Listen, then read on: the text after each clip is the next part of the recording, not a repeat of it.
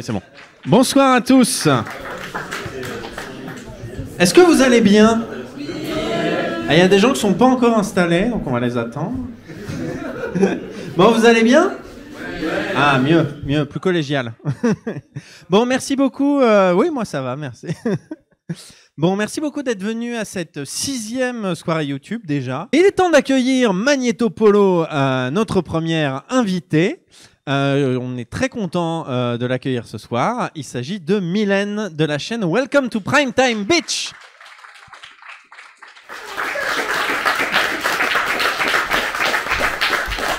Hello. Ça va bien? Ça va. Alors, je suis pas sûr que ton micro marche bien. Ouais, je crierai alors. Bon, bah ça me fait très plaisir de t'accueillir. Ça fait un moment qu'on cherche à t'avoir. Là, c'était l'occasion, c'est cool. La vidéo que tu vas nous présenter ce soir, le panneau n'est pas encore affiché, mais elle parle d'antebellum. C'est bien ça. Merci beaucoup, Serge. C'est ça, elle parle de la symbolique des couleurs dans antebellum, plus précisément du jaune, du rouge et du vert. Et donc, c'est pas une vidéo récente. C'est une vidéo qui a peut-être maintenant 1 an, mais je voulais la passer parce qu'elle est plus disponible sur YouTube parce que je suis bloquée. Ah mince. Et du coup, je me suis dit que c'était la bonne occasion de la repasser. Et surtout, c'est la première vidéo de mon format sur les couleurs. Donc, c'est pas mal pour commencer. Oui, parce que donc, ce format post-chromatique, tu as eu l'occasion d'en sortir d'autres sur d'autres films depuis. C'est ça, j'en ai fait 3. Et du coup, à chaque fois, c'est sur la symbolique des couleurs dans les films. J'en ai fait une sur le bleu dans Les Freddy de Wes Craven et une sur Annette, la dernière. D'accord. Donc, voilà. Ben écoute, en tout cas, merci de nous proposer une vidéo qui est plus disponible sur YouTube, c'est cool. Non, mais c'est vrai, c'est chouette. Ça donne un plus à ces soirées. Vous ne la verrez pas. C'est ça, nulle part ailleurs. Ici, ce soir, et nulle part ailleurs. Est-ce qu'il y a quelques informations que tu voudrais donner avant qu'on lance la diffusion? Ouais, vu que c'est la première, j'explique quand même pas mal le format. Je reviens un peu sur l'histoire de la couleur, un peu sur des thèses sur la couleur. Et je pense que c'est une bonne entrée en matière justement pour voir comment fonctionne mon format.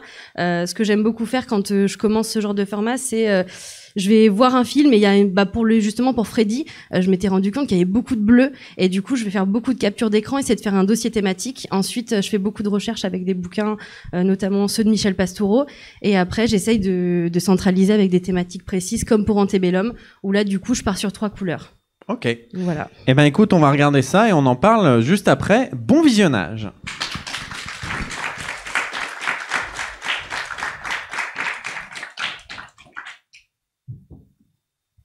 Bon, merci beaucoup Mylène pour ce cadeau que tu nous fais, une vidéo qui n'est plus sur YouTube, encore une fois. Ça fait plaisir, merci beaucoup. Eh ben écoute, hop. Alors moi la première question que j'ai envie de te poser Mylène par rapport à, je suis désolé, par rapport à tous les autres invités qui sont venus jusqu'à maintenant dans les soirées YouTube, tu nous as dit que c'était une de tes premières vidéos et de ce que je vois dans les extraits cités, etc., il y a des films qui datent de 2020, donc ta chaîne est assez récente, j'allais dire. Oui, elle vient d'avoir 2 ans. D'accord, joyeux anniversaire. Merci.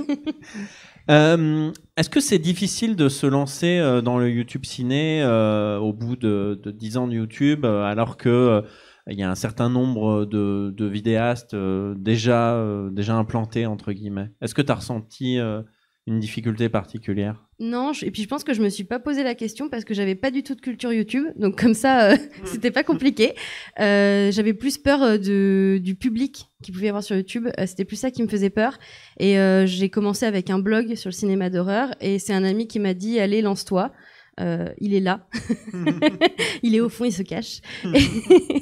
Et du coup, je me suis lancée, mais c'est vrai que moi, j'ai vraiment pas de culture YouTube et du coup, je me suis lancée dans l'inconnu. Ok. Dans la brume. C'est ça. Est-ce qu'il y a des gens dans le public qui ont des questions vis-à-vis de la vidéo ou de la chaîne? Pas pour l'instant. J'ai découvert Antebellum en tout cas avec cette vidéo. Ça te donne envie de voir le film, même du coup, si j'ai tu tout nous spoilé, as. ouais. Ouais, non, mais c'est pas gênant. En vrai, ça donne quand même envie de voir le film. Bon, ça va, parce que je spoil tout le temps. Je crois que j'ai aucune vidéo qui spoil pas. Je vois qu'il y a une question. Pourquoi elle est plus sur YouTube? C'est des raisons de droit? Oui, elle est bloquée et j'ai fait plusieurs demandes et elle est toujours bloquée. Donc, du coup, je l'ai mis sur Vimeo quand même, mais elle est bloquée sur YouTube. Et ça passe pas du tout. Aïe, aïe, aïe. Donc, voilà. C'est une bonne question, la question que tu poses. Il y a pas beaucoup d'extraits, parce que c'est beaucoup de la voix. Normalement, quand il n'y a que les images, Inch'Allah, ça passe, non? Oui, et puis j'ai toujours des réclamations sur toutes mes vidéos parce que je mets beaucoup d'extraits, des fois ils sont trop longs et je le sais, mais je fais la thug et ça marche pas souvent. Et Freddy, par exemple, j'avais beaucoup été bloquée et là, du coup, j'ai fait toutes les demandes possibles et ils m'ont jamais redébloqué la vidéo. Souvent, quand je fais la première demande, on me la débloque assez rapidement, mais là, c'est pas passé. Ça arrive. Oui, il y avait une question ici. Oui. Combien il y a eu de visionnages pour arriver à un tel détail dans les commentaires? Est-ce que justement ça ne dénature pas l'œuvre de faire plus de commentaires, trop de visionnages, donner de nouvelles interprétations à l'auteur? Ah, totalement, et c'est pour ça que je dis que c'est une interprétation qui est propre, et justement sur ce format-là, c'est vraiment ce que moi je vois dans l'œuvre, et j'entends pas avoir la lecture de l'œuvre, c'est vraiment ce que j'ai vu. En sortant de salle, je savais déjà que je voulais faire un travail sur le rouge et le vert, justement avec la scène dans la voiture, et après j'ai commencé mes recherches, donc avec les 3 livres sur les couleurs de Michel Pastoureau, et ensuite, avec toutes mes recherches, j'avais pris beaucoup de notes sur les couleurs, là j'ai revu l'œuvre en voyant si c'était toujours valable, si j'avais vraiment des axes intéressants, et si je pouvais en faire quelque chose de ces 3 couleurs. Et après, par contre, du coup, à la fin, ça demande un visionnage millimètre par millimètre pour vraiment tout noter, pas louper une scène avec une couleur, et surtout pas louper une scène significative, parce que ça sert à rien de mettre juste du jaune. S'il y a du jaune, il faut que ça ait du sens par rapport à mon interprétation. Mais c'est totalement personnel, vraiment. Et ça n'a pas atténué ton amour de l'œuvre, j'allais dire. Pas du tout, et même des fois je l'aime encore plus. Je sais que par exemple la dernière vidéo sur Annette, c'est pas un film que j'ai particulièrement aimé, je l'ai trouvé chouette mais pas plus que ça, et en faisant ma vidéo j'ai vraiment eu une autre lecture et un autre amour pour le film. Donc en général, même parce que je fais des formats sur les nanars musicaux, et en général même les pires films, même Parking, c'est des films que je finis par apprécier. Mais je crois que c'est un peu un syndrome de Stockholm là. Ah oui, parce que Parking, franchement... Est-ce qu'il y a une autre question dans le public? Oui. En parlant d'interprétation personnelle, justement, est-ce qu'il y a peut-être eu, je ne sais pas si tu as fait des recherches ou alors si tu as peut-être, tu en as préparé dans la vidéo, est-ce qu'il y a peut-être eu un passage dans le film où vous avez une couleur, où tu as eu une interprétation, mais avec laquelle tu n'étais pas forcément d'accord, ou alors tu t'es dit, il y a cette couleur-là, ça va peut-être faire ça, mais j'en suis pas sûr, ou ça va peut-être venir en désaccord avec quelque chose? Pas forcément, parce que pour faire une analyse, vraiment, j'essaye d'avoir beaucoup de plans avec beaucoup de scènes avec ces couleurs-là. Sinon, s'il y a juste une scène, je trouve que je peux pas m'axer dessus. Et ça avait été la difficulté, par exemple, pour la vidéo sur le bleu dans Freddy. Au début, je me suis dit, est-ce que c'est valable? Est-ce qu'il faut que je revoie le film pour être sûr de vraiment faire là une seule couleur? Ça demandait que ça tienne la route, quoi. Et du coup, c'est pour ça aussi que je revisionne le film. Et s'il y a juste une couleur qui passe comme ça, je sais pas, là je dis n'importe quoi, mais le bleu dans Antebellum, je vais pas le garder. Il faut qu'il y ait plusieurs plans et que ça ait du sens. Ici, il y a une question, oui. Ouais, c'est juste pour savoir d'où te vient toutes ces connaissances sur la couleur. Est-ce que c'est dû à une formation ou c'est vraiment juste de la curiosité J'ai une formation en histoire de l'art et j'ai fait les beaux-arts. Et j'ai fait mon master sur la couleur. Mon mémoire plutôt sur la couleur. Donc j'aime beaucoup la couleur de base. Et après, du coup, vraiment, je dois tout à Michel Pastoureau parce que c'est vraiment lui qui fait le masse de travail de recherche derrière. Moi, je fais que relire plein de bouquins, tout centraliser, faire l'analyse. J'invente rien, quoi. Mais oui, ça vient tout de ma formation. Par exemple, tout le début de la vidéo, c'est ce que j'ai pu apprendre aux Beaux-Arts et que j'ai retranscrit dans la vidéo. Donc voilà. Tu parles beaucoup de Michel Pastoureau, c'est un auteur que je ne connais pas du tout, est-ce que tu peux... C'est un auteur et qui fait aussi beaucoup de conférences et qui du coup a fait un bouquin sur le bleu, le noir, le jaune, le rouge, le vert, sur les rayures aussi, et qui du coup analyse... C'est un auteur pour enfants et qui non. fait de la... Alors je conseillerais pas ça pour vos enfants, non, effectivement. C'est pas forcément, c'est pas facile à lire, mais c'est très intéressant et du coup il étudie la couleur du coup sur un plan historique, au niveau du lexique, au niveau des armoiries et du coup c'est tous ces bouquins ont plus ou moins la même trame et donc j'attends ces nouvelles couleurs, mais il y en a pas pour l'instant. Mais c'est très très intéressant. Après je suis très frustrée parce qu'en France on a très peu de bouquins sur les couleurs, donc des fois j'en ai trouvé quelques livres anglais, mais rien d'aussi précis que Michel Pastoureau. Et ses conférences sont disponibles sur YouTube aussi, elles sont très intéressantes. Ok. Eh ben, avis aux intéressés. Encore une question ici. Oui, je me posais la question, parce que je ne connaissais pas ta chaîne, mais j'adore aller regarder. Merci. Là, c'est super cool dans le film, du coup, tu repasses par un petit côté historique de la couleur, qu'est-ce qu'elle a voulu dire, etc., et comment on l'a utilisée. Et je me posais la question de est-ce que du coup, il y a une même couleur qui peut être utilisée, mais pour véhiculer un sens complètement différent d'une œuvre à l'autre. Par exemple, le rouge qui voudrait dire au contraire l'enfermement et maintenant dans un autre film. Est-ce qu'un autre film complètement peut utiliser la couleur de façon presque opposée ou différente? Totalement, parce que justement, les couleurs ont plutôt des significations ambivalentes. Par exemple, le jaune, ça peut représenter la maladie. Il y a plein de films d'horreur qui l'utilisent comme ça pour dans les hôpitaux. C'est très jaune. Là, le rouge, dans Annette, par exemple, c'est le basculement des personnages. C'est ce qui va nous montrer comment Henri va passer à l'acte vis-à-vis d'Anne. Et du coup, ça a une connotation très négative. Et souvent, il y a beaucoup. Le bleu est souvent très positif. Mais par exemple, là, dans Freddy, c'est aussi l'arrivée de Freddy, donc c'est pas forcément que positif. Mais non, il y a toujours une ambivalence pour toutes les couleurs. Hein. Et même historiquement, comme là, je peux le dire dans la vidéo, le rouge, c'était la première couleur la plus aimée.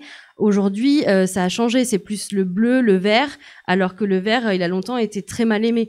Donc, les couleurs, elles ont vraiment beaucoup de signification. Et c'est aussi ce qui est intéressant. Et c'est pour ça que je peux switcher d'un film à l'autre, parce que je peux trouver un peu ce que je veux dans les significations.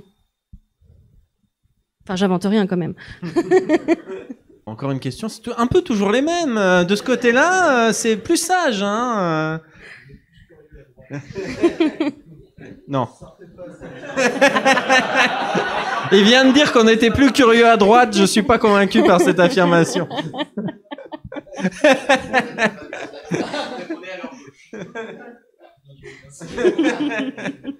J'ai deux questions. La première, c'est est-ce que les interprétations des couleurs ont beaucoup changé depuis Kandinsky, parce que j'ai plus ou moins compris que Michel Pastoureau, c'est un auteur contemporain.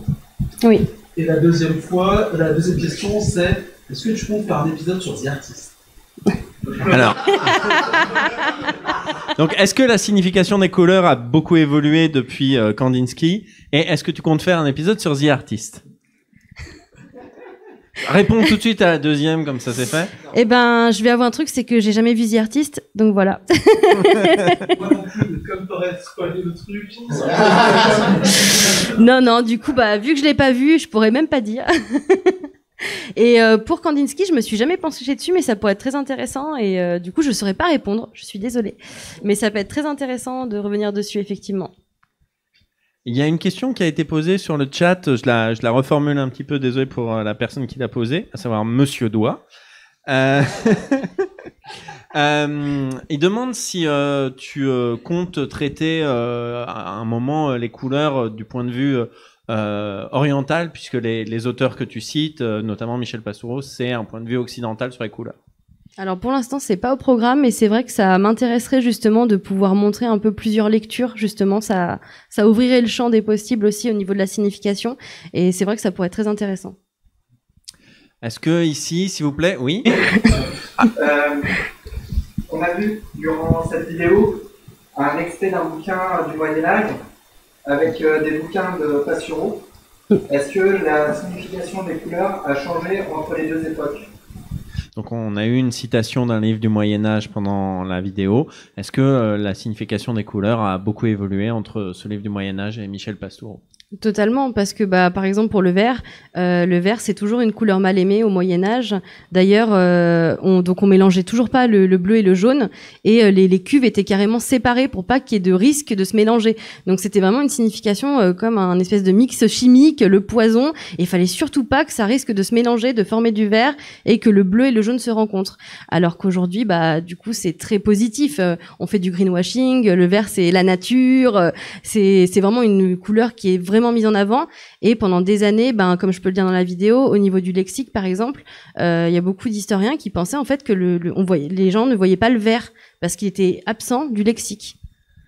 Donc et du coup non, ça a vraiment évolué, et le vert c'est à partir du 19e qu'il y a eu quand même un petit basculement, mais pendant longtemps ça a été une couleur qu'il fallait presque pas nommer, pas porter et pas faire. Donc le chevalier vert de l'époque arthurienne. Là, pour le coup, pour les chevaliers, c'est pas pareil. Ouais, le chevalier, ça peut être assez positif. Ouais. Je suis désolé, je pose une question à la con. Tout le monde n'a pas le monopole. On va prendre une dernière question ici. Non, pas du tout. Alors, une dernière question ailleurs. Non, pas de dernière question. Allez, vas-y. Ouais, pour aller à la suite de mon camarade derrière, est-ce que tu comptes faire un épisode sur Jean-Pierre Jeunet? Ah, Jean-Pierre Jeunet, un épisode sur Jean-Pierre Jeunet. Ouais, j'y ai pas pensé, mais ça... Ouais... Je sais pas s'il y a vraiment des couleurs qui sortent, enfin qui se dénotent pour vraiment pouvoir en faire une analyse.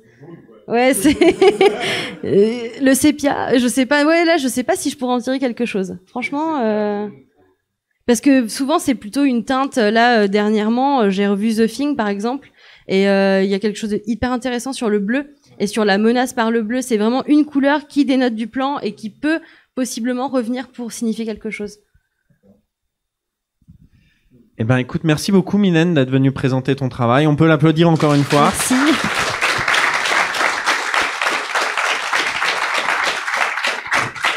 Et puis, tu reviens quand tu veux, évidemment. À la prochaine saison, tu seras toujours la bienvenue. On va accueillir notre deuxième invité, Magneto Polo. Encore une vidéaste qui était déjà venue nous présenter son travail avec son format Mauvaise Fille. Elle vient aujourd'hui nous présenter une vidéo assez personnelle. Je vous demande de l'accueillir comme il se doit. Elsa de la chaîne On se laisse la nuit.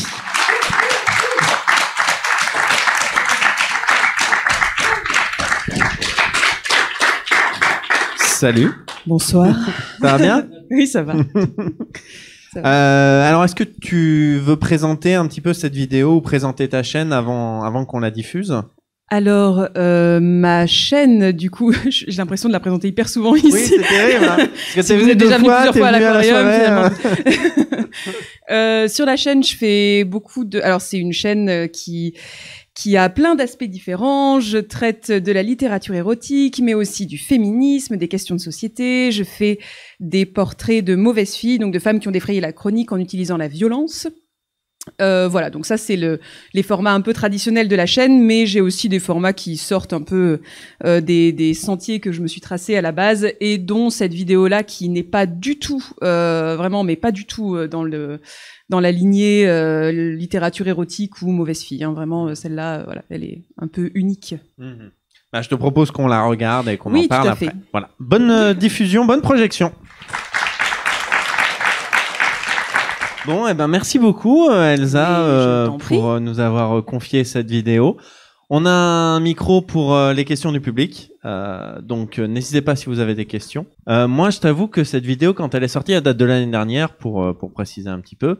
Elle m'a beaucoup touché, elle m'a beaucoup plu. Elle m'a fait réfléchir sur un certain nombre de regards que j'avais jusqu'à maintenant, et je détestais déjà pas mal le film Scary Movie 2 et il a eu une nouvelle lecture. Partageons notre détestation du film Scary Movie 2. Tous ensemble. Voilà. Merci, c'est bien.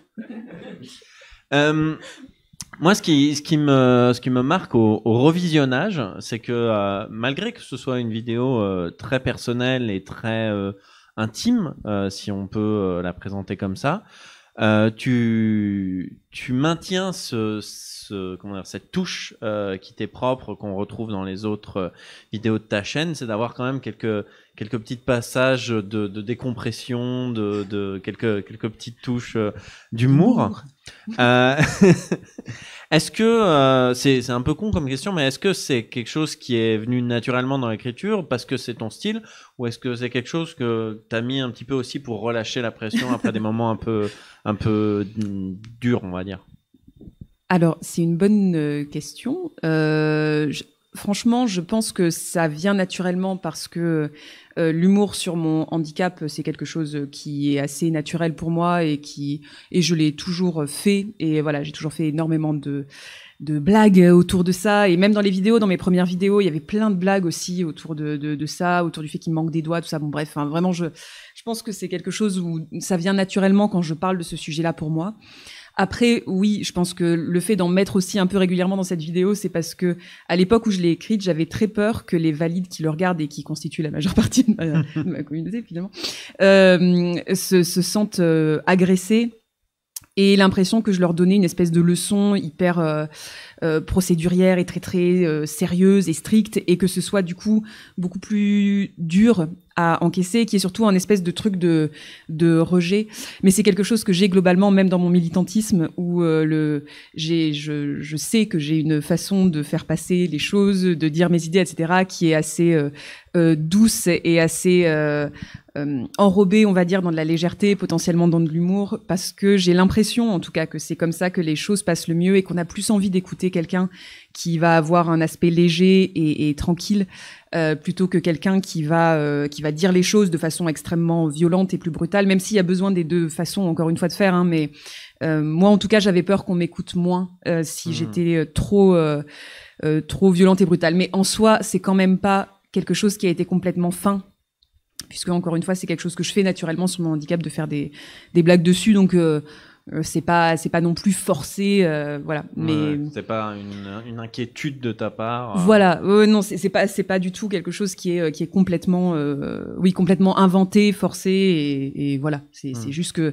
en tout cas, ça m'a fait du bien de le rajouter dans la vidéo, parce que en plus de ça servait plus ou moins la façon que j'ai naturellement de faire passer des idées. Voilà. Tu as parlé plusieurs fois du film Presque dans la vidéo. Il est sorti depuis Oui, il est sorti depuis, et je n'ai pas pu aller le voir. Voilà. Écoutez, que dire là-dessus?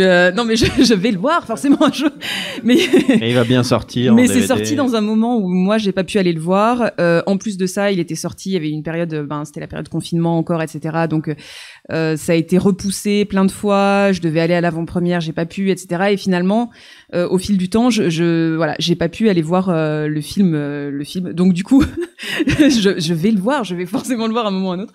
Mais c'est un film que j'ai pas encore vu. Et finalement, en re-regardant la vidéo, je me dis que, à la limite, tant mieux peut-être, parce que en vrai, j'y mettais là, à cette époque-là d'écriture, j'y mettais tellement d'espoir dedans que j'ai peur d'être déçu. Oui, j'ai peur d'être déçu un petit peu. Je pense que c'est peut-être pour ça aussi que je me suis pas jetée dessus quand j'ai vu qu'en fait je pouvais pas aller à l'avant-première. C'est peut-être pour ça que j'ai pas cherché à rattraper le coup ensuite. C'est peut-être parce que je préfère en avoir une image virtuelle. J'y mets beaucoup d'espoir dedans. Peut-être que c'est ça. Est-ce qu'il y a des questions dans le public un petit peu? Oui, on va faire passer le micro.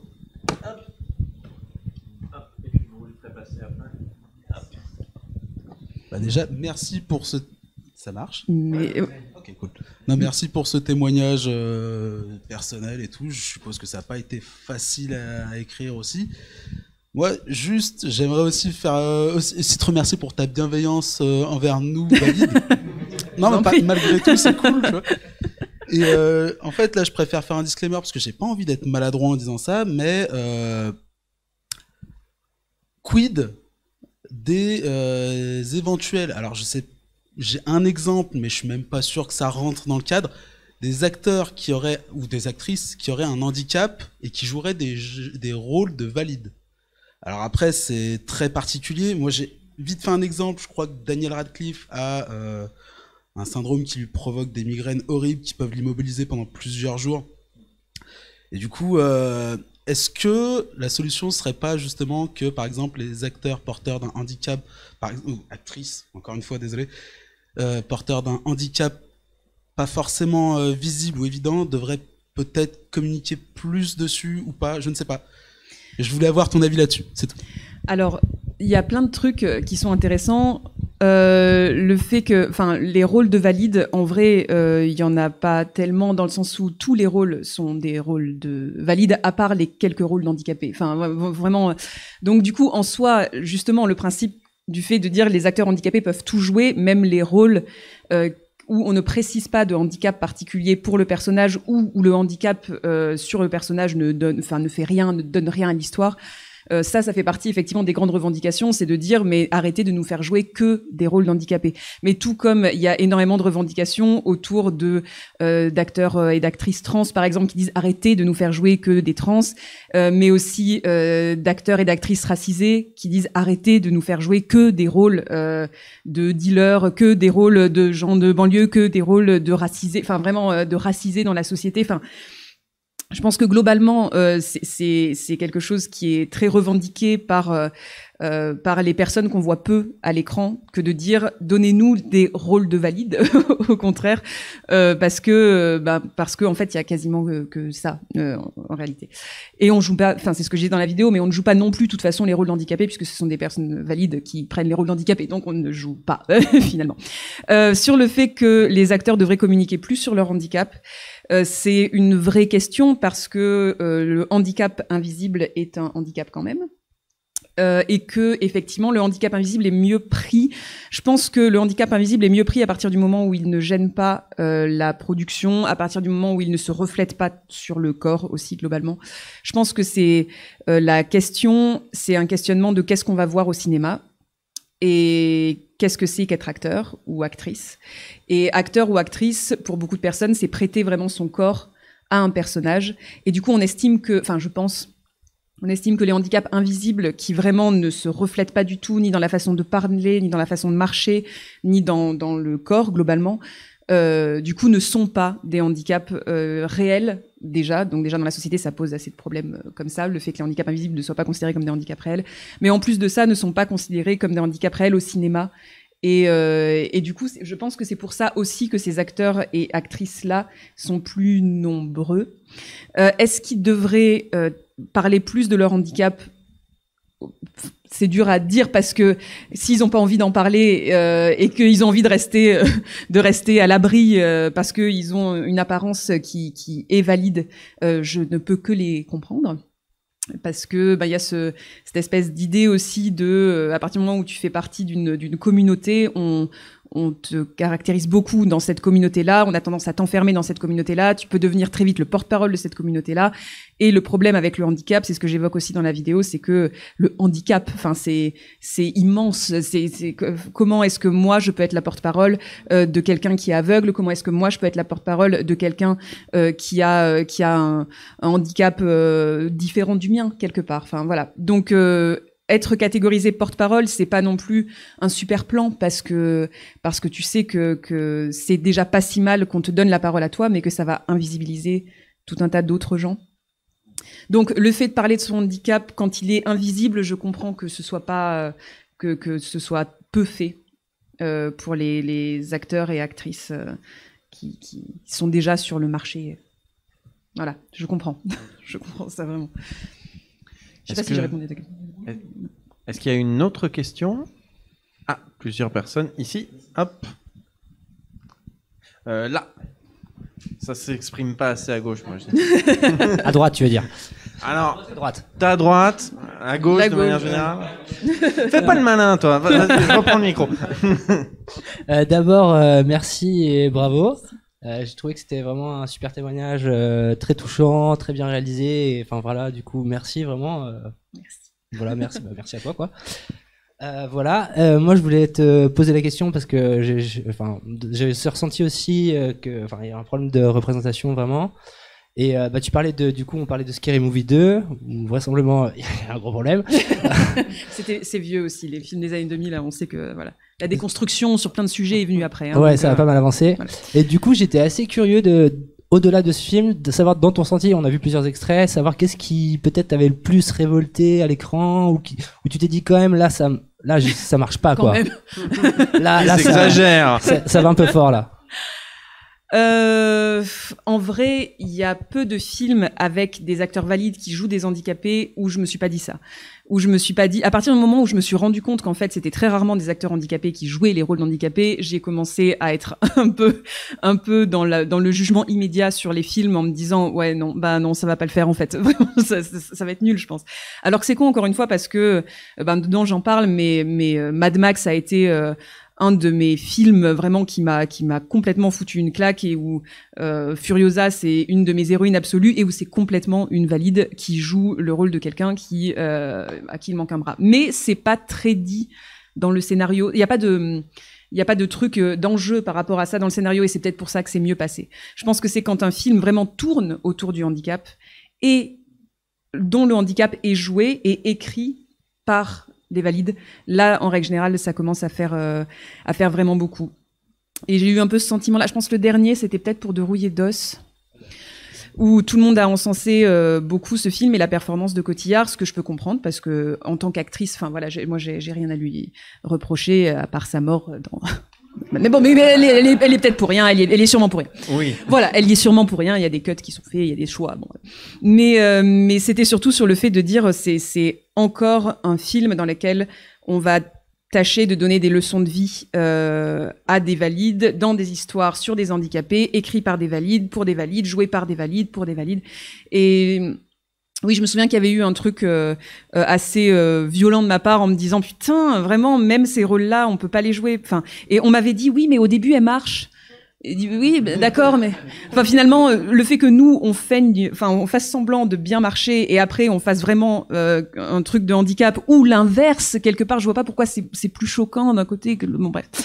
Donc il y a ça, il y avait Intouchable aussi effectivement aussi où ça m'avait où je m'étais dit putain c'est quand même pas, enfin.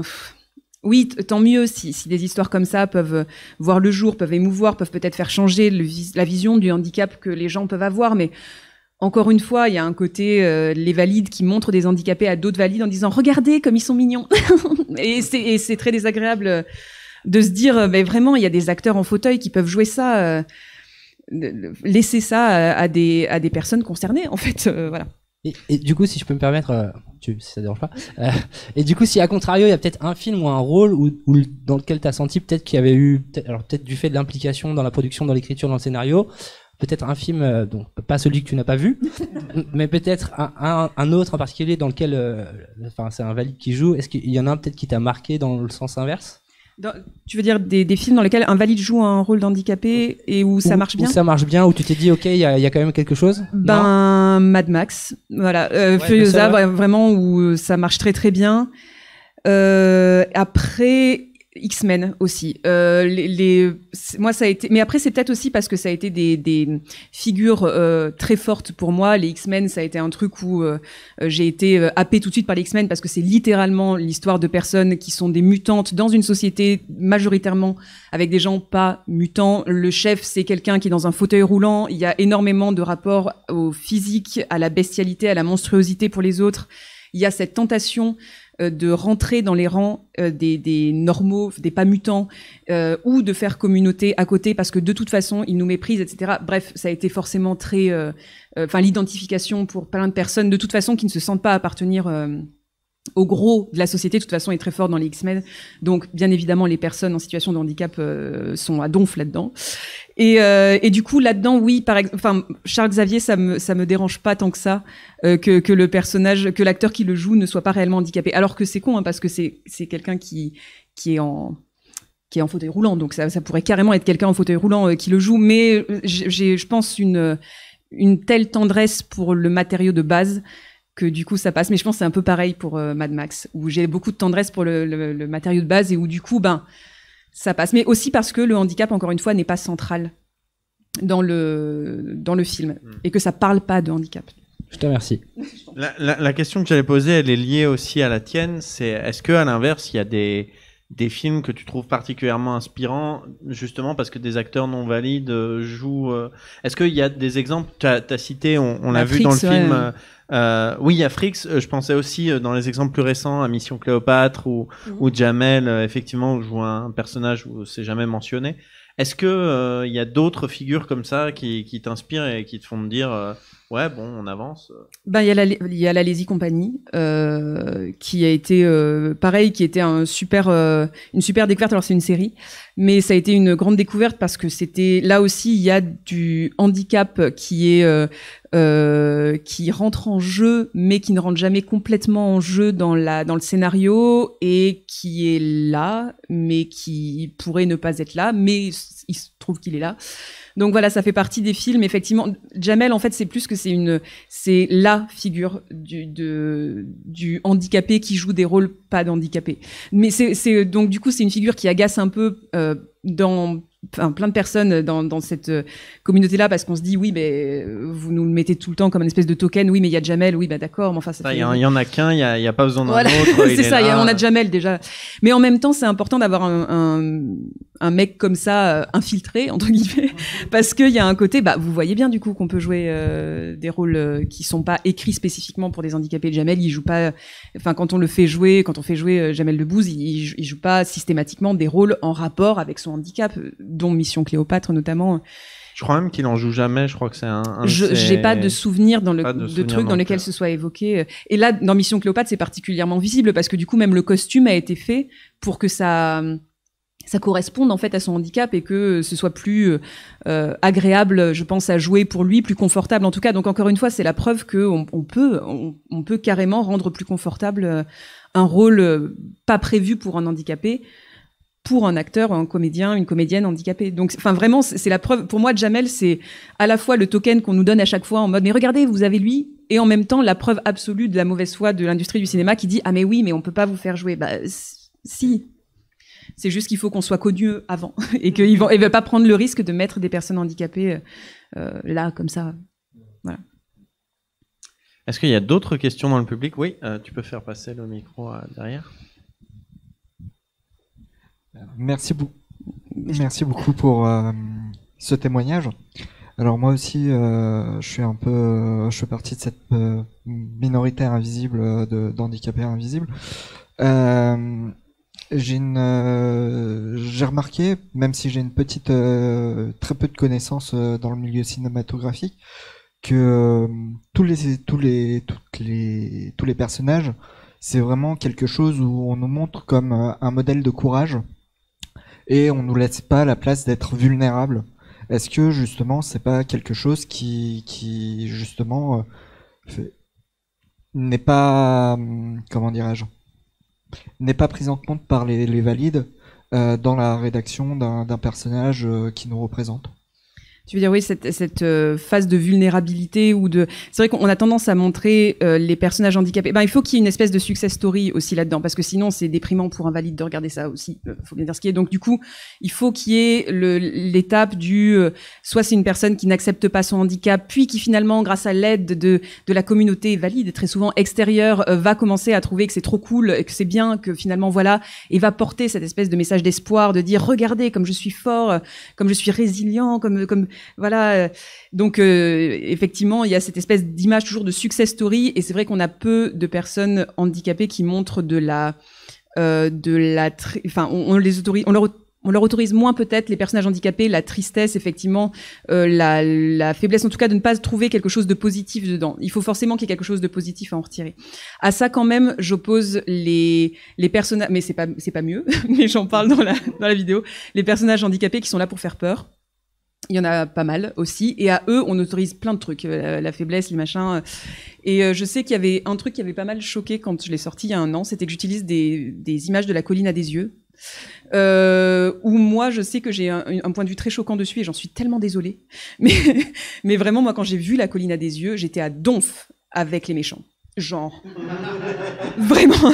Et les seules fois où on les montre faire des trucs vraiment dégueulasses, donc il y a une agression sexuelle, j'avais vraiment l'impression que c'était les scénaristes valides qui mettaient ça dedans pour rendre vraiment impossible l'identification et le fait d'être... Rappelez-vous, c'est les méchants. Hein. Voilà, c'est bien les méchants, ils font des trucs dégueulasses, hein, oubliez pas que c'est les méchants. Et vraiment... j'ai eu une espèce de sentiment de y a une caravane de valides qui arrive au milieu de ces mecs et ils sont écœurés par eux et ils sont méprisants avec eux et butez-les tous. Un truc vraiment. Donc je sais que c'est encore une fois ils font des trucs affreux dans le film, hein, donc voilà. Mais oui, il y a cette vision là aussi de l'handicapé qui a viré fou à cause, très souvent d'ailleurs, de son handicap, et qui du coup est méchant, fait peur, agressif, mais on nous l'autorise moins aussi, effectivement, et on mettra jamais ça en avant comme étant le handicap qui fait peur. C'est plus, on dit, ah regardez, il est déformé, ça fait peur un petit peu, mais en réalité, enfin voilà, si on remet le truc dans le contexte, effectivement, c'est le handicap qui peut faire peur. Mais oui, de toute façon, il y a un manque réel d'implication des personnes concernées dans les scénarios, ça c'est sûr. Et du coup, ça fait que ça fait pas des vrais personnages, ça fait pas des vrais humains en fait. On montre des corps et on montre des histoires qui vont plaire aux valides, mais il y a pas de vrais humains. Je connais pas beaucoup, en tout cas dans mes amis qui sont en situation de handicap. Je connais personne qui a vu un film avec quelqu'un qui raconte l'histoire de quelqu'un en situation de handicap et qui en est ressorti en disant oh là là, ça m'a fait du bien, quelle leçon de vie. C'est vrai qu'il faut qu'on tienne bon et qu'on tienne le coup, etc. Ça n'est jamais adressé aux personnes en situation de handicap. Voilà. Alors, il y a une personnalité qui est citée dans le chat, mais qui est aussi peut-être un token simplement plus à l'international.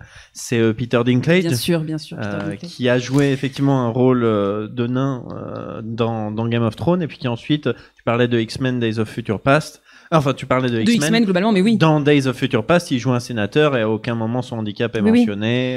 Et il y a même, voilà. Ouais, il a fait Cyrano. Cyrano, après, il y a le côté handicap. Mais oui, il a fait Cyrano aussi. Il a fait le dernier film un des derniers films, c'est I Care a Lot, dans lequel il joue un méchant et où son handicap, encore une fois, n'a rien à voir avec le scénario et on s'en fout un peu. Pareil dans Pixel. Voilà, ouais. Donc oui, mais c'est aussi un token. Lui, il en a beaucoup parlé du fait qu'il le sait. Et quand il était sur Game of Thrones, il s'était beaucoup exprimé sur le fait qu'il avait beaucoup hésité à y aller parce qu'il avait peur d'être repris dans un rôle en mode de nain, de fantasy, voilà. Et qui voulait plus du tout être associé à ça et que du coup il avait énormément hésité. Mais oui, du coup c'est un autre token, mais un autre exemple, exactement comme Jamel, un autre exemple de vous voyez bien que on peut le faire, que c'est faisable en fait. Mais il faut que l'acteur soit connu déjà de base. Sinon, encore une fois, on ne fait pas confiance au fait que les gens vont voir au-delà du handicap. Là, il y a vraiment le côté, vous avez vu son handicap plusieurs fois, vous connaissez son handicap, donc maintenant que vous connaissez bien son handicap, on peut faire autre chose avec. Mais c'est pas ouf non plus comme mentalité. Mais bon, ça montre un handicap. Bon, en tout cas, merci beaucoup. On a une dernière question. Allez. Micro. Hop. Après, gardez bien à l'esprit que une fois la soirée terminée, on aura un petit peu de temps au bar et tout. Donc, si vous avez des questions supplémentaires, on pourra toujours en reparler. Il n'y a pas de souci. Il y a des lois en France qui favorisent l'emploi des personnes en situation de handicap. Ça existe dans les milieux du cinéma, du théâtre et ce genre de choses Alors, est-ce que c'est pas opposable? Pas tellement, ça n'existe pas tellement parce qu'il y a le principe, en tout cas pour le côté acteur, actrice, comédien, comédienne, il y a vraiment ce côté, mais je prends des personnes pour mon film qui correspondent à ce que je fais dans mon film, vous allez pas m'imposer des gens dans mon film. Donc du coup, là-dessus, ça marche pas tellement ces lois-là. Et à savoir que ces lois-là en France aussi sont très souvent contournées par les entreprises qui préfèrent payer l'amende qui va avec, plutôt que de réellement employer des personnes en situation de handicap, parce que du coup c'est le bordel, faut refaire les locaux, tout ça, bon, c'est compliqué. Donc, et puis il y a peut-être aussi un risque d'embaucher les personnes en situation de handicap plus sur des rôles derrière la caméra que devant. Alors oui, honnêtement pour le nombre de techniciens en situation de handicap, je pense qu'il est assez faible aussi, mais alors là ça vient peut-être aussi du fait à mon avis, si tu veux faire partie de la régie et de la technique en étant en situation de handicap physique un peu lourd, je pense qu'on te décourage assez vite en disant non, c'est un métier physique, tu tiendras pas le coup. Déjà, en tant que comédien ou comédienne, c'est clairement ce qu'on m'a dit le plus vite, le fait que c'est un métier physique, tu tiendras pas le coup. Donc, encore plus dans un truc de technique, je pense. Mais complètement. Mais c'est beaucoup moins une discrimination à l'embauche s'ils disent ah mais oui, mais on n'en trouve pas. Bah oui, si on les décourage dès le début, avant même qu'ils soient qualifiés, bah effectivement, vous en trouvez pas. En tout cas, merci beaucoup Elsa d'être venue présenter cette vidéo.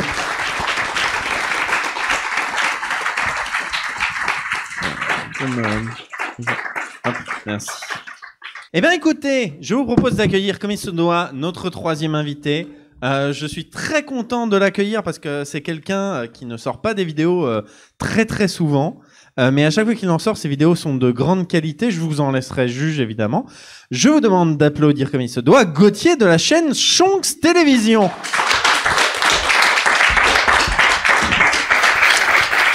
Bonsoir. Ça va bien, mon brave Gauthier? J'ai pas l'habitude d'être applaudi, c'est très particulier. Ça va, merci.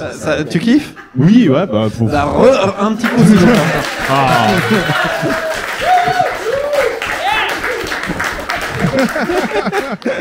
C'est bizarre. Un peu, ouais, c'est bizarre. Ouais, non, c'est. Alors, dis-moi, du coup. Est-ce que tu veux nous présenter un petit peu ta chaîne et ton travail avant qu'on lance cette diffusion Eh bien, écoutez, Shonks Télévision, c'est un projet sur lequel je travaille depuis maintenant 7 ans, peut-être 5, 7... On est en 2022 ? Ouais. 2016. Ça fait 6 ans. 6 ans, voilà. Donc vraiment sérieusement depuis 2016, 6 ans, parce qu'en 2015 j'ai sorti quelques vidéos sur la musique, c'était un tout autre domaine, hein, effectivement, parce que là, on va parler de plutôt de faits divers et d'histoires d'espionnage, d'histoires avec un grand H du XXe siècle. Et pour ce qui nous intéresse ce soir, donc ça va être une histoire dans l'histoire, car c'est un épisode de la guerre froide qui va nous être raconté. Et d'ailleurs, un des auteurs est là, Loïc, ici présent, au premier rang. Voilà. On le laissera nous rejoindre pour les questions. S'il a envie, oui. S'il a envie, oui, bien sûr. Voilà, donc juste, je préviens, alors à la fin, ça va peut-être... Alors Mylène va peut-être dire quelque chose, parce qu'à la fin, il y a un plan, c'est pas la même colorimétrie que le reste. Parce que... Non, mais parce que... T'as oublié les talos, c'était pas sur la bonne piste. Parce qu'en fait, j'ai voulu faire un test, vu que mon téléphone filme en 4K, j'ai voulu filmer avec mon téléphone les plans facecam. Et à la fin, j'ai remarqué que le rush était jaune, donc j'ai dû rattraper comme je pouvais. Je sais pas ce qui s'est passé. Bref, voilà, je préviens. Écoute, juste. Maintenant, nous sommes prévenus. Voilà, exactement. Bon, eh bien, on va lancer cette vidéo et puis on en reparle après. Ça marche. Eh bien, je vous souhaite un bon visionnage.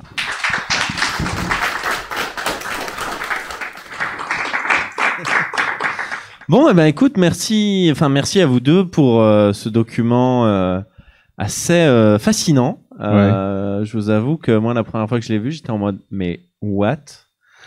Genre, t'avais jamais entendu parler de cette histoire? Ben non. Je sais pas si beaucoup de gens dans le public avaient entendu parler de cette histoire, mais ça me flingue que l'URSS ait laissé fuiter autant de documents. Ce qui me flingue le plus, c'est qu'effectivement, ils s'en sont pas rendus compte. Mais pendant des années, le mec, il a littéralement donné des documents entiers au service bilan français. Financier du KGB. Ah ouais, non, c'est... Comme c'est dit dans la vidéo, c'est vraiment parce qu'ils étaient dans un schéma totalement différent de ce que le KGB s'attendait à trouver que ça a marché. C'était un type qui faisait des rencontres réelles alors que tout le monde marchait avec le principe des boîtes aux lettres mortes. Ils se rencontraient devant je sais plus comment ça s'appelle, les épiceries destinées aux étrangers, dans la rue, comme ça, normal. Et c'est pour ça que ça marchait. Parce que c'était anodin. Voilà. Est-ce qu'il y a des questions dans le public pour l'instant? Oui, alors.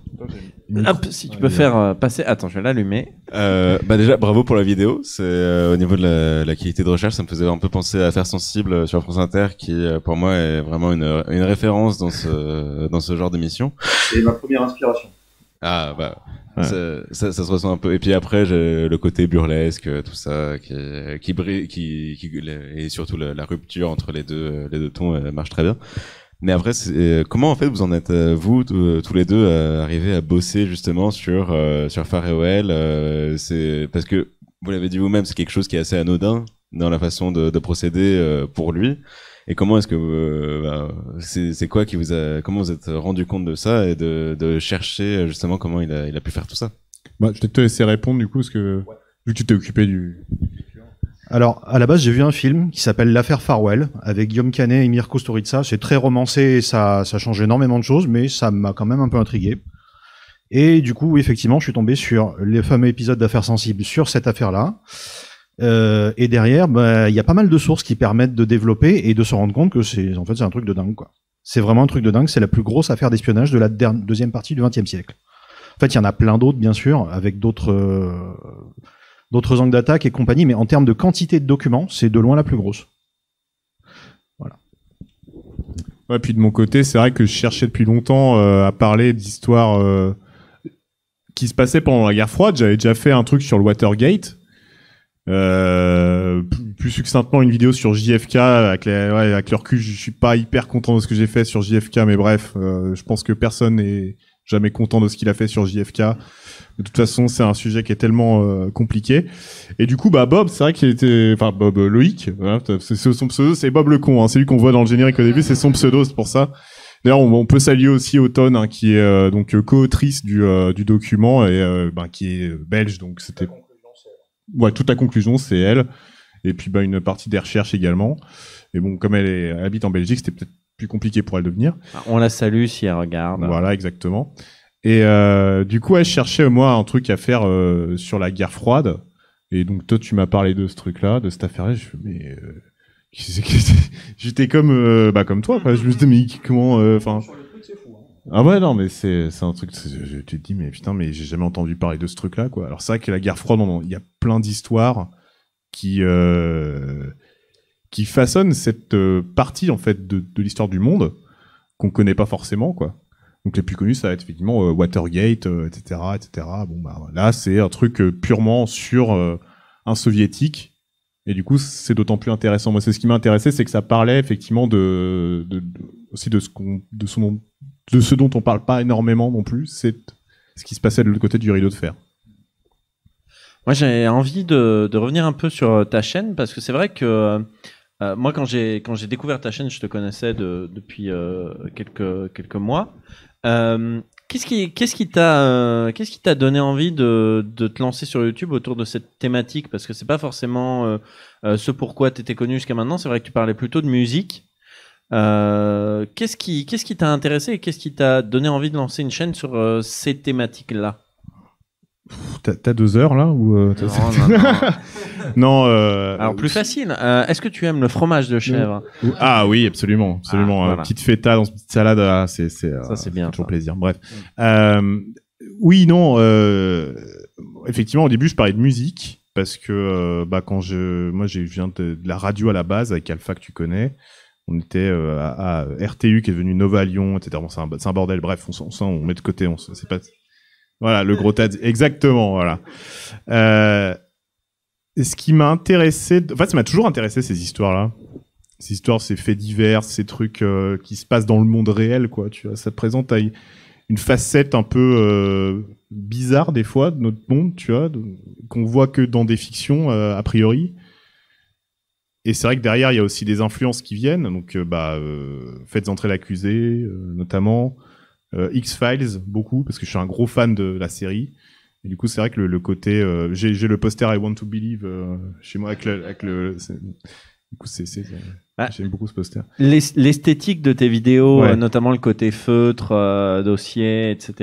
Éclairage clair-obscur. Voilà, bureau de détective ouais. et tout. C'est vrai que ça fait penser à ce genre de série. Ah ouais, on se démerde avec ce qu'on a. Hein. C'est vrai que le bureau de détective, c'est une planche posée sur des tréteaux. Hein. Bon, c'est la magie du cinéma, quoi. Non, mais il y a ce côté-là. C'est vrai qu'en traînant avec des gens qu'on connaît en commun, qui ont bossé sur de la fiction, moi j'ai vu des tournages de fiction, etc. Ça m'a orienté aussi dans les choix visuels vers quelque chose qui est un peu avec des éclairages un peu travaillés, etc. Puis bon, j'aime bien prendre mon temps aussi. C'est le côté un peu faites entrer l'accusé où tu poses le contexte, etc. Bon, des fois c'est peut-être pas hyper limpide ce que je raconte parce que effectivement il y a le docteur Cheval qui appelle en plein milieu. D'ailleurs, je remercie Gidias qui a prêté sa voix au docteur Cheval, bien sûr. Voilà. Et Jogo aussi qui a fait la voix de Farewell à un moment donné. Il faut quand même remercier. Mais ça décompresse pas mal Ouais. l'ambiance un peu claustrophobe, si j'ose dire, de l'enquête, quoi. Enfin, moi, c'est mon avis personnel. Mais... Claustrophobe? Pas claustrophobe, mais pesant, on va dire. Ouais. Ouais, mais c'est en vrai, il n'y a pas vraiment de volonté derrière, c'est gratos. Non, mais pour de vrai. C'est qu'en fait, il y a des moments, je suis là, je fais faire ma facecam, que j'apprends par cœur. C'est-à-dire, j'ai pas de prompteur, j'ai mon papier, tu vois, et j'apprends par cœur la phrase. Et je suis là, vas-y, t'es quoi, pour essayer de me lancer dans le truc, pour retenir cette phrase dans ma tête, je vais faire un truc avant. Et je sais pas, je fais le premier truc qui passe par la tête. Je gueule dans un verre d'eau, je sais pas, un truc. Alors il y a beaucoup moins de trucs absurdes qu'avant, parce que dans certaines vidéos il y a des trucs. Chaque intermission pratiquement. Oui, une fois sur deux, ouais. Une fois sur deux, il y avait des trucs, notamment que. Vachement plus du paranormal avant. Maintenant, tu t'orientes un petit peu vers ce qui est politique, historique. Ouais, c'est vrai. C'est vrai, j'avais traité pas mal de sujets, notamment l'affaire d'Amityville, les trucs comme ça, mais toujours avec un regard un peu critique. Tu vois. Documenté, ouais. Tu vois, en disant que Amityville, bah ok, il y a le truc avant tout dans l'histoire d'Amityville, je sais pas si vous connaissez, mais c'est qu'il y a un gars qui a tué sa famille.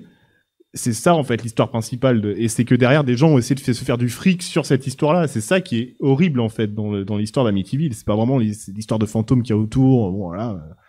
Et c'était ça en fait, mon approche du paranormal, c'était un peu ça dans les anciens épisodes de la série, parce que c'est vrai que j'explore plein de trucs depuis quoi.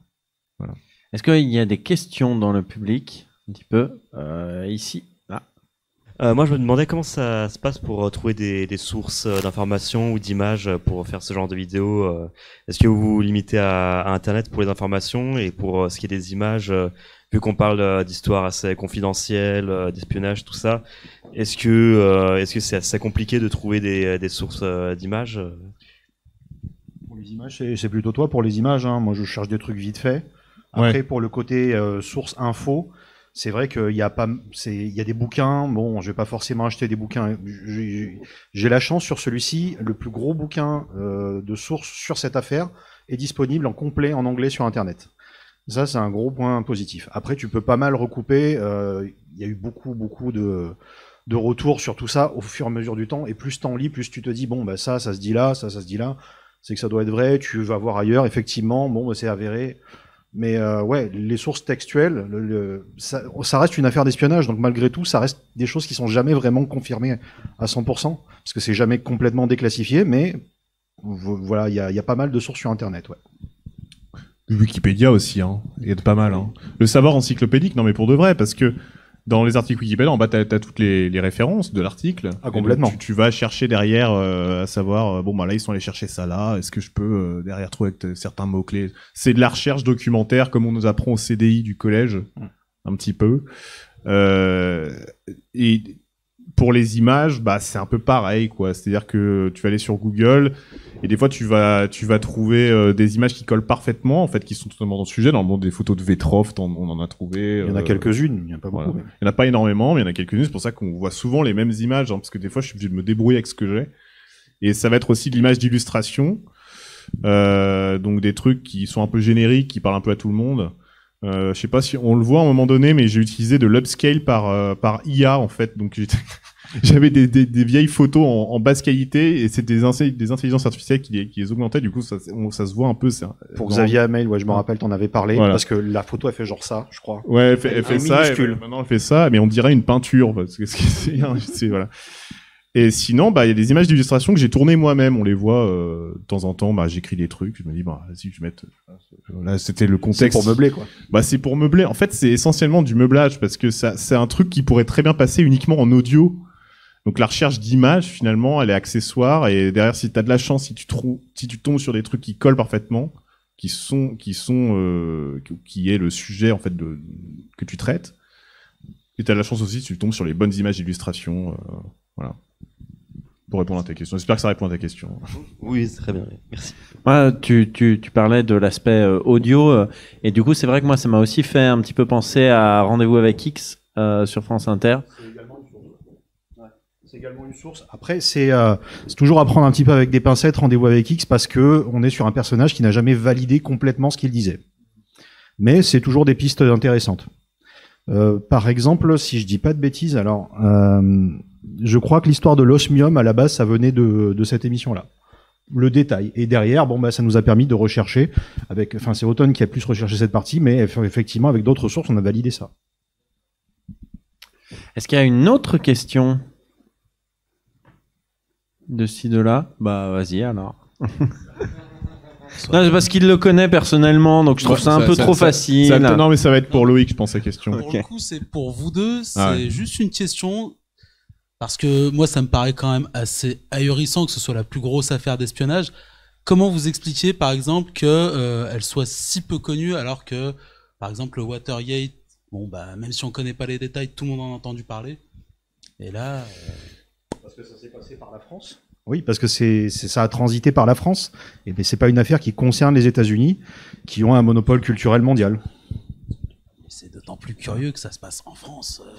Ben, en fait, elle a réussi aussi parce que ça n'est pas passé par la DGSE, mais par la DST, qui est un service de contre-espionnage. Voilà, le contre-espionnage, en fait, n'était traditionnellement, le KGB noyautait tous les services d'espionnage extérieurs du monde.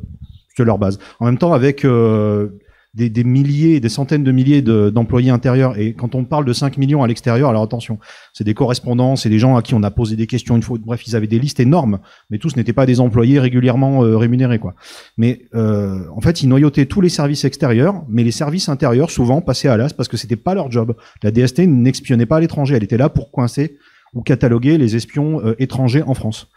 Et ça, et pour l'anecdote aussi, le fait que ça se soit appelé Farwell, c'est pour faire penser à la CIA quand ils tomberaient dessus.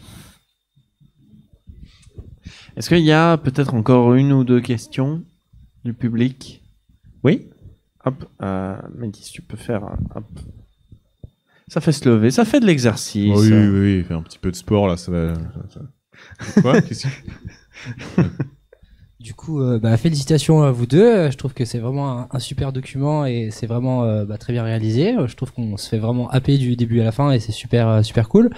Malheureusement, je connais pas ta chaîne. Enfin, je sais pas si c'est votre chaîne, ta chaîne. Donc, malheureusement, je parle un petit peu sans savoir. Mais du coup, ça m'intéresserait de savoir si tu tends à traiter des sujets d'actualité, peut-être plus contemporains. Est-ce que tu le fais déjà, peut-être? Est-ce que je dis une bêtise? Est-ce que je suis idiot? Ah, j'y ai pensé. Non, mais c'est pas con comme question, parce que j'y ai déjà pensé. L'affaire Benalla. Et... L'affaire Benalla, tu vois, quand je vois le soin que vous avez mis à raconter Benalla, tout ça. Il y a eu quoi? Il y a eu l'autre là, comment il s'appelle, le Nordal le Landais, tu vois, enfin tous ces trucs là typiquement. Mais après, moi, j'ai pas envie de faire dans le. En fait, ce que je reproche à beaucoup de trucs de faits divers, c'est de faire dans ce qu'on appelle, comment on appelle ça, la fascination, le sensationnalisme, la fascination morbide. Et moi, j'ai pas envie de faire ça. J'aime d'autant plus raconter quelque chose parce que moi, je suis pas historien, tu vois. J'aime bien raconter une histoire sous un certain angle pour derrière révéler d'autres choses, tu vois, de plus global, comment quelque chose fonctionne, etc. Tu vois, là, comment, là, c'était tout le truc du script que vous avez fait avec Automne, c'était d'expliquer en fait comment est-ce que en partie ce truc-là a mené à la chute de l'Union soviétique. Tu vois, en partie, je dis bien en partie, hein, c'est pas le truc qui a mené, voilà. Mais c'est un symptôme et une des raisons. Ouais. Un symptôme et une des raisons, voilà.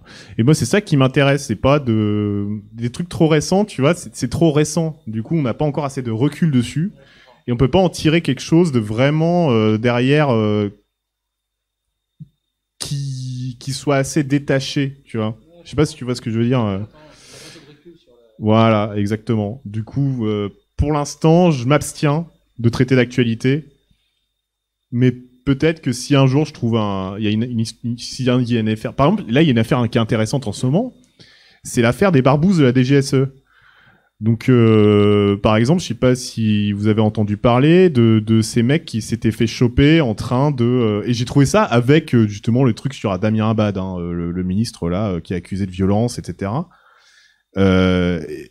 Il avait contacté à l'époque les services pour... qu'est-ce qu'il avait fait?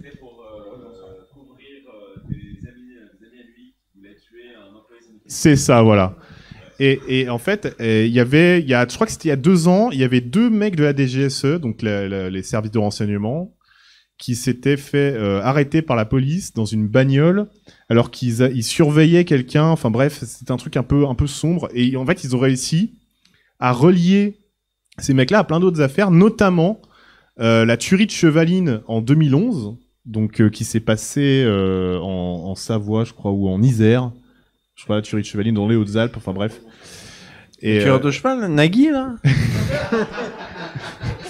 Putain, comment tu sais? Putain, mec. Non, la tuerie de Chevaline, en gros, c'est un assassinat de 3 personnes, voilà, des ressortissants irakiens qui s'étaient fait assassiner, donc mystérieusement, on sait pas par qui. Et le truc, c'est qu'ils ont réussi à... Ils se disent, c'est peut-être ces mêmes mecs parce que on a retrouvé sur les lieux du crime des munitions 7,65 de Luger 06, donc c'est un pistolet suisse qui est très peu courant aujourd'hui. Et du coup, c'est les mêmes que eux ils avaient dans la bagnole. Enfin bref, c'est un truc. Donc ça, peut-être, ce genre d'histoire là, pourquoi pas? Tu vois, si on trouve des infos supplémentaires derrière, ça peut être marrant enfin, ça peut être intéressant de creuser. Et puis pour derrière dire, la DGSE, c'est pas que des anges non plus, quoi. Ils ont des trucs. Ouais, voilà. C'est jamais des anges. Bah, il y a eu le service action pendant très longtemps, qui sont derrière notamment l'affaire du Rainbow Warrior, etc. Enfin bref, il y a plein de trucs à raconter en vrai. Comment dire ? Je sais pas si on peut en parler, mais j'ai commencé à réfléchir à un sujet sur le Koursk. Donc ça recoupe un petit peu avec Poutine, donc avec l'actualité. Ouais. Alors justement, ça va être un peu la dernière question. C'est les publications. Donc ce format s'appelle Radar. C'est des publications assez erratiques ces dernières années. Erratique, ah ouais. T'aimes pas ce terme? Non, mais ça va très bien. C'est vrai. Ça te convient comme terme. Je voulais pas te couper. Ouais. Mais du coup, voilà, moi la question en tant que grand amateur de tes vidéos, enfin de vos vidéos, c'est est-ce que c'est quelque chose qui va continuer parce que je sais que maintenant tu te consacres aussi beaucoup à ton activité de streamer. Oui. Et du coup, est-ce que c'est quand même quelque chose que tu veux maintenir Oui, bien sûr. Bien sûr. Moi, il y a encore plein de trucs que j'ai envie de traiter parce que Bob et Autumn, ils ont écrit ce script-là, mais moi, j'en écris quand même aussi. C'est devenu en fait une sorte de série documentaire communautaire parce que c'est les gens de la communauté qui peuvent participer s'ils veulent, etc. Bob à la base faisait partie du Discord et du coup moi c'est un des piliers de la commu et ces gens-là s'ils sont intéressés, s'ils veulent, s'ils peuvent, ils peuvent prendre part au truc. Voilà, c'est ton dada. Ouais, c'est ton dada. On en revient à ce truc chevaline, c'est ton dada. Oui, Nagui, tout à fait, bien sûr. Et donc derrière, ouais, il y a encore plein de trucs dont j'aimerais parler, et puis pas qu'en vidéo, peut-être un jour en podcast aussi. J'ai commencé à y penser parce qu'il y a des histoires que je me dis mais je pourrais jamais les illustrer visuellement, tu vois, mais j'aimerais quand même en parler. Donc, affaire à suivre, quoi. J'ai envie de te dire. Bah écoute, c'est tout le bien que je vous souhaite. Bah oui. Et puis merci encore d'être venu au pied levé présenter cette vidéo. Pas de souci, il m'appelle le jour, il me dit j'ai personne, je veux pas venir.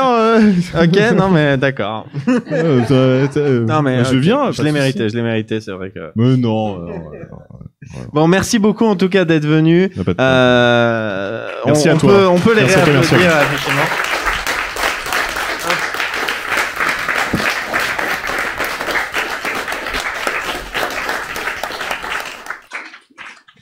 Bon, et écoutez, c'est là-dessus que notre soirée va se conclure. J'en profite rapidement pour remercier Capsky27 pour son abo de niveau 1. Merci beaucoup. Voilà, c'est très pro, hein, c'est très sérieux. Il y a pas mal d'habitués ici, donc j'aimerais vraiment en profiter pour vous remercier d'avoir soutenu la démarche soirée YouTube depuis le début de l'année, depuis septembre dernier. Moi, je suis très content de faire ce format. J'en ai un peu parlé la dernière fois, mais c'est vrai qu'il y a eu plusieurs tentatives de maintenir des événements comme ça pour projeter des vidéos YouTube, pour parler de YouTube, etc.